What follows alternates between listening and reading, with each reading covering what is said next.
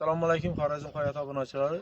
Bana bir gün Alakalkül Mahallesi Berkemal qışlağında 400 metrlikdə KAMAZ satıladıkən KAMAZ göstərəmiz, yeni aytamiz, var olanı göstərəmiz.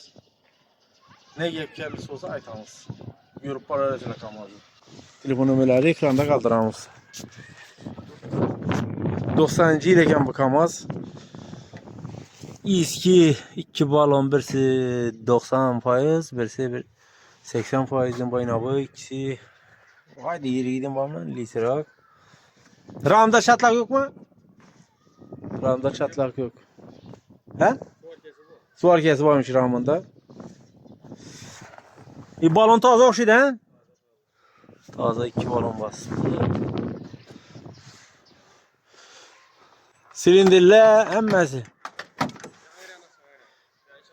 Metan var ya. Metan çapalım mı bunda?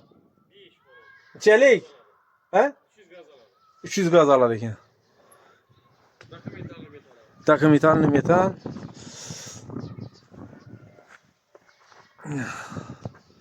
Çıkamazsam satıladı ki. Yine 5 tane balon.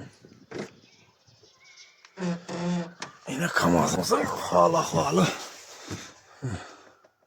Pakize yani kamaz.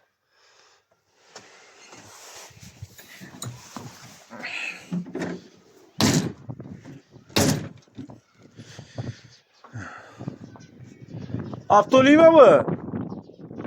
Taze remote olgan ekan. Qachon bo'ldi?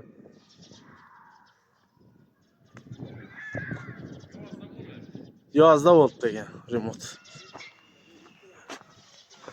Yine balonu bitta elizroq. Bu balon vallahi bir 70% bor.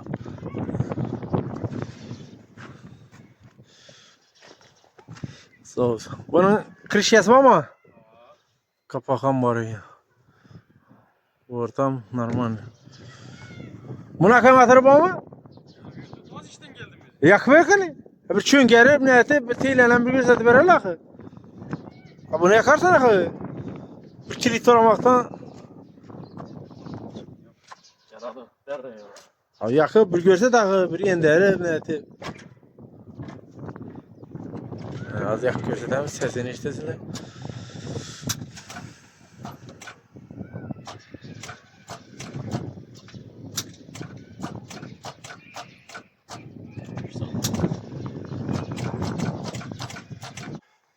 Aziz abunəçilər görəyinlə